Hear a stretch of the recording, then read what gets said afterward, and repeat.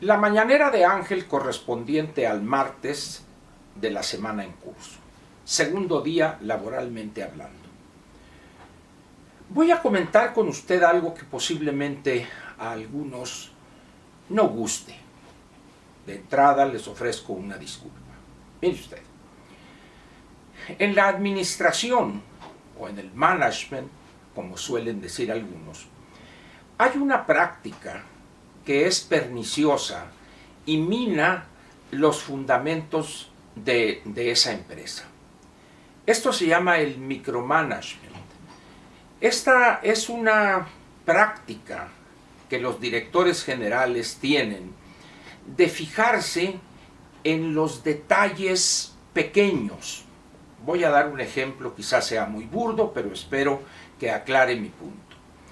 Imaginemos que estamos en una gran empresa automotriz, cualquiera de las grandes marcas que usted conoce en el mundo, cualquiera, no importa, pero es una empresa grande, con una presencia importante en algunas economías. Contratan un nuevo director general, muy bien, empieza a operar él al frente de esa empresa, y poco a poco esta persona se va desentendiendo de las, vamos a decir, de las funciones inherentes a su puesto, que es conducir a la empresa con una visión de futuro, analizando las diversas tendencias en el mercado de los automóviles, los híbridos, los eléctricos, las nuevas tecnologías de diseño, etcétera, etcétera. Eso lo deja a un lado para dedicarse en sus recorridos por las plantas y cuánto valen estos tornillos y cuánto gastan de aquí y esta marca de llantas, ¿por qué no cambian por la otra? Es decir, en las minucias o en los detalles pequeños para los cuales hay gerentes o subgerentes o encargados de líneas de producción o de compras, etc. Dicho de otra manera, en vez de estar él viendo las grandes tendencias, tomando las grandes decisiones que tienen que ver con el futuro de la empresa, se concreta él a analizar las minucias, las cosas pequeñas que al final de cuentas no son las determinantes, ni son las tareas para las cuales lo contrataron. Esa propensión, pues, a fijarse en los detallitos es lo que podríamos llamar el micromanagement, la microadministración.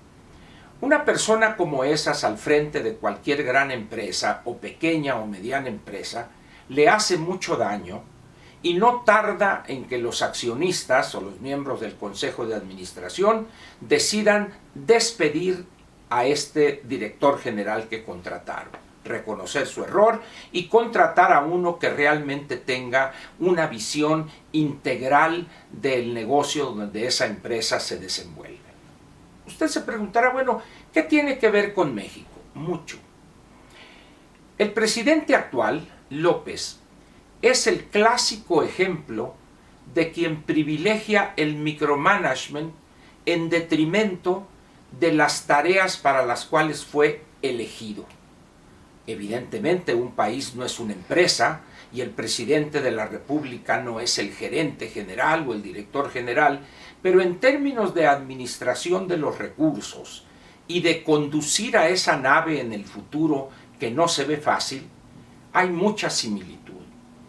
Tenemos pues un presidente que, producto quizá de su incapacidad intelectual para entender los problemas en su complejidad y en su integralidad, es decir, tenemos un problema, las finanzas públicas. Muy bien. ¿Entiende las finanzas públicas López? No. Pero no solo no las entiende, sino que las hace a un lado. Le parece que es un detalle menor ante los detallitos mínimos que él considera fundamentales. Por ejemplo, va a una gira a los estados de Chihuahua y Sonora y en vez de utilizar lo que la eficiencia y la seguridad recomienda, se va por caminos vecinales o por caminos entre los diferentes ranchos en camionetas. Dejo de lado ese detalle nimio de la ponchadura de una llanta, y el argumento que da él es que si voy en helicóptero no me voy a dar cuenta del estado de los caminos, y por eso no quieren algunos conservadores que yo me dé cuenta. Esa justificación es pueril, es infantil, pues. Un presidente de la República no fue elegido para andar supervisando el estado de un camino rural en la Sierra Alta de Sonora, o de Chihuahua, o de cualquier otro estado.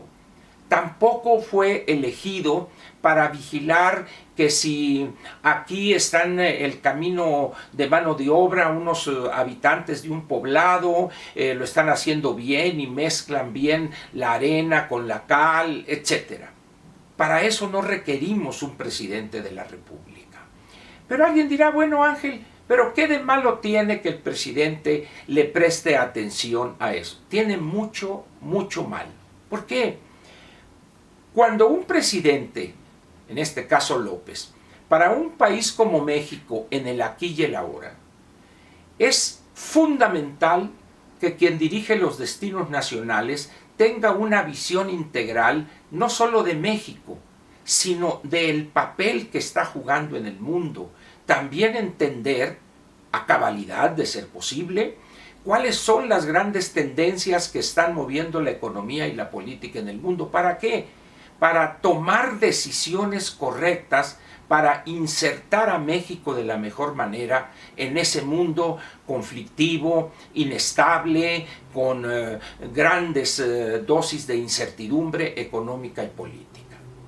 López no está preparado para eso, jamás lo ha entendido, porque además su enseñanza y su aprendizaje, la enseñanza que él les dio a algunos grupos de campesinos, de indígenas en su natal Tabasco, y el aprendizaje fue en los peores 12 años de la historia moderna de México, los 6 años de Echeverría y los 6 de otro López, López Portillo.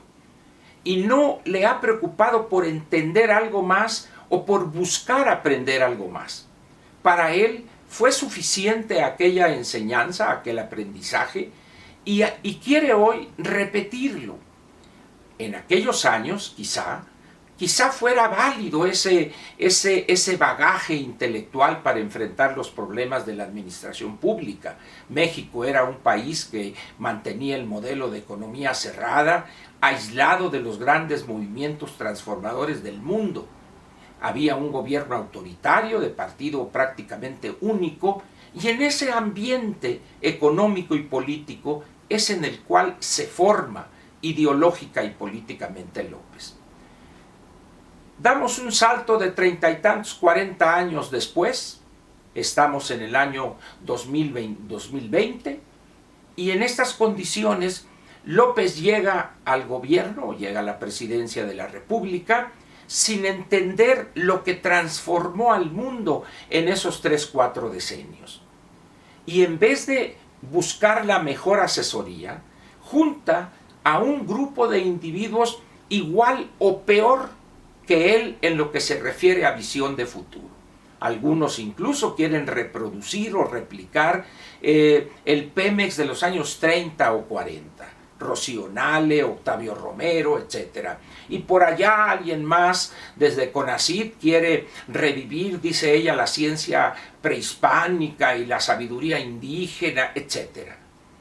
Estamos pues ante una situación donde esa práctica, esa conducta dañina para una gran empresa como es México, repito, no estoy diciendo que sea una verdadera empresa que busca utilidades, estoy diciendo en el tamaño del proyecto que es México, es una práctica perversa ese micromanagement, pero lo peor es que los funcionarios que contrató, que seleccionó, tienen también esa visión, porque de no tenerla o de decirle, señor, está usted equivocado, no aplica eso que está usted planteando, ya los hubieran despedido.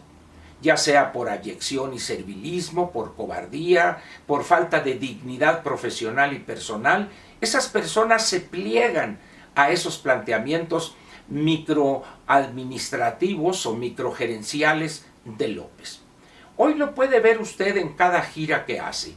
Feliz está él con los detallitos y que acá y que vamos a darles hasta las escuelas de 50 alumnos tanto y a las de 100 alumnos tanto, etcétera. Siempre pensando en los detallitos, en los que impactan a un grupo de 100, 200 personas, cuando López fue elegido para conducir los destinos y sentar las bases de un mejor futuro de un país de 125, 106 millones de habitantes.